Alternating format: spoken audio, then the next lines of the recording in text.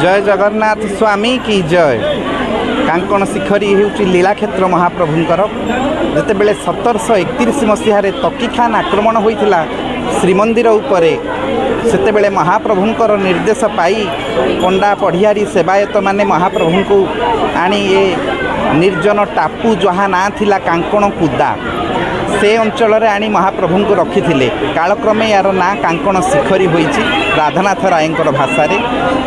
तेणु आपण देखंतु विश्व विचित्र होउचंदी जेमिति श्री जगन्नाथ तांकर लीला मध्य विचित्र।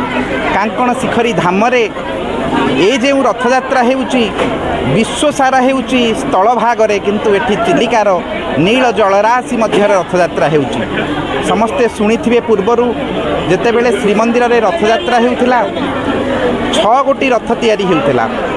3 गोटी रथ सालंदी नदी पर्यंत हेउथिला एवं सालंदी नदी रु आमर गुंडीचा मंदिर पर्यंत आउ 3टी रथ हेउथिला। तेणु से कालक्रमे से सालंदी नदी पोती हो जाइछि, शरधा बाली रे परिणत होइछि।